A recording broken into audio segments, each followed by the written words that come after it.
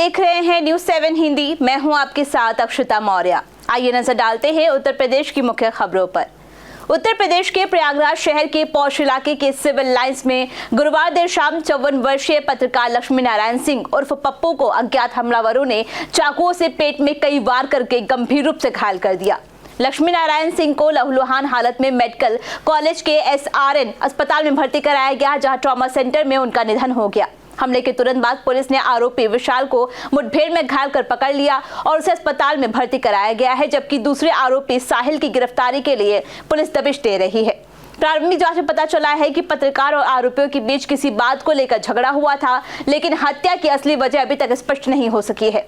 अतिरिक्त पुलिस उपायुक्त पुष्कर वर्मा ने बताया कि पुलिस टीम इलाके की CCTV फुटेज की जांच कर रही है और मृतक के परिजनों ने इस मामले में सख्त कार्रवाई की मांग की है। ये कोई घटना कारित की गई है। इस पूरी घटना में अभी तक 4 चीजें सामने आई हैं और किस तरीके से वर्कआउट कर रहे हैं। ये आज दिनांक 23 अक्टूबर को शाम को हर्ष होटल के पास में ये घटना की सूचना प्राप्त हुई थी कि एक व्यक्ति लक्ष्मीकांत उर्फ पप्पू, जिनके ऊपर कुछ बदमाशों के द्वारा हमला करके धारदार हथियार से उनको घायल किया गया, जिसके बाद उपचार के लिए उनको तत्काल SRN हॉस्पिटल लाया गया, जिसमें उपचार के दौरान जो घायल थे उनकी मृत्यु हुई। और इसी में जो वहाँ घटनास्थल से साक्ष्य कलेक्ट किए गए, जो विटनेसेस थे या आसपास लोग मौजूद थे उनसे बातचीत की गई और तमाम जो सर्कमस्टेंसेस थे उसकी जानकारी की गई। तो ये ज्ञात हुआ कि आरोपी विशाल के द्वारा ये घटना कारित की गई अपने कुछ सहयोगी के साथ में। फ़िलहाल जो मुख्य आरोपी था विशाल, उसके द्वारा खुलदाबाद क्षेत्र से मछली बाज़ार से ये चाकू खरीदा गया था, जिससे उसके द्वारा मृतक पर धारदार हथियार से उसी चाकू से हमला किया गया था। और फ़िलहाल दबिश में जो विशाल है आरोपी, उसके पुलिस मुठभेड़ में उसको अरेस्ट किया गया है और मुठभेड़ में उसके 3 गोलियां लगी हैं उसके दोनों पैरों में। मटौन थाने इलाके के त्रिवेणी गांव में एक मामूली विवाद को लेकर बुजुर्ग की गोली मारकर हत्या कर दी गई, जिससे पूरे इलाके में दहशत फैल गई। घटना उस समय हुई जब बुजुर्ग गांव में आयोजित नृत्य कार्यक्रम देख रहे थे। पहले से घात लगाए बैठे 3 आरोपियों ने अचानक हमला कर गोली चला दी। हत्या की वारदात के बाद पुलिस के आला अधिकारी क्राइम सीन पर पहुंचकर मामले की जांच में जुट गए और उसी दिन 4 आरोपियों को हिरासत में ले लिया गया है। इस सनसनीखेज मामले ने पूरे गाँव में चिंता और भय का माहौल पैदा कर दिया है। आज दिनांक 22 अक्टूबर को जनपद बांदा के थाना मटौंद क्षेत्र के त्रिवेणी गांव में एक फायर आर्म इंजरी की सूचना प्राप्त हुई। सूचना प्राप्त होते ही तत्काल मजरूब को जिला अस्पताल पहुंचाया गया और डॉक्टर्स द्वारा मजरूब को मृत घोषित कर दिया गया। मौके का मुआयना अधिकारियों द्वारा और फील्ड यूनिट और क्राइम टीम द्वारा कर लिया गया है।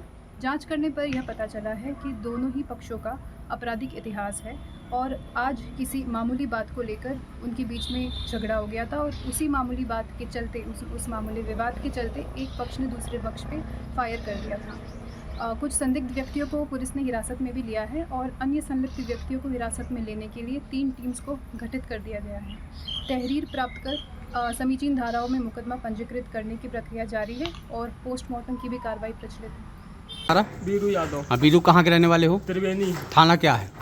मटौन। ये कौन है आपके पिताजी? क्या नाम है? मुन्ना यादव। मुन्ना, क्या हुई थी? क्या मामला क्या था पूरा? कैसे क्या घटना हुई है? दीवारी हो रही थी, देखने गए थे, वो सीधा आए, 3 लोग गोली मार दिया। क्यों मारा? ऐसा क्या वजह थी? कोई पुरानी रंजिश थी क्या तुम लोग? क्या थी? मेरे भाई के पैर तोड़ दिया था 2 साल पहले भेजेगा, उसी रंजिश से हमारे पिताजी की गोली मार दिया। कौन लोग थे मारने वाले? पिल्लू, मनीष, प्रदीप। फिर क्या हुआ? इसके बाद अस्पताल लेके आया, क्या बताया डॉक्टर ने? डॉक्टर ने कुछ नहीं बताया तो ये भेज दिया इधर। क्या कह रहे थे, खत्म हो गए? हाँ। बांदा से अरबाज खान की रिपोर्ट। बांदा के बिसन्ना थाना इलाके के बाघा नगर के पास एक भीषण सड़क हादसा हुआ, जिसमें 2 बाइकों की जोरदार टक्कर के कारण दोनों बाइकों के परखच्चे उड़ गए। घटना में एक बाइक पर सवार पिता पुत्र और दूसरी बाइक पर सवार एक युवक गंभीर रूप से घायल हो गए, जिन्हें तुरंत अस्पताल ले जाया गया, लेकिन इलाज के दौरान तीनों की मौत हो गई।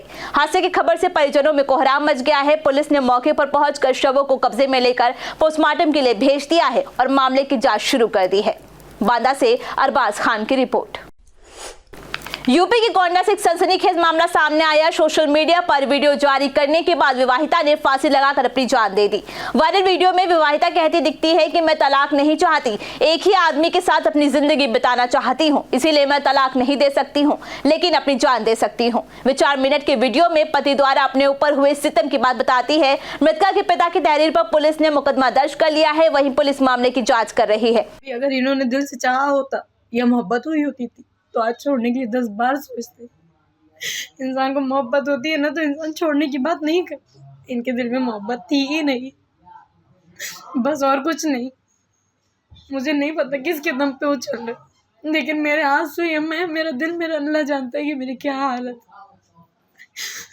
जिस किसी वजह से भी छोड़ रहे, मेरी बद्दुआ है कि वो कभी खुश नहीं रहेंगे। जिसकी बातों में आगे छोड़ रहे, अल्लाह उसकी औलाद के आगे लाएगा। आपको बता दें कि 30 वर्षीय नाजिया पत्नी इस्माइल शेख ने अपने मायके में फांसी लगाकर आत्महत्या कर ली है। आरोप है कि महिला ने यह कदम पति की प्रताड़ना से परेशान होकर उठाया है। घटना से पहले नाजिया ने लगभग 4 मिनट का एक वीडियो भी जारी किया है, जिसमें उसने अपनी मौत का जिम्मेदार अपने पति इस्माइल को ठहराया है। गोंडा से सद्दाम हुसैन की रिपोर्ट।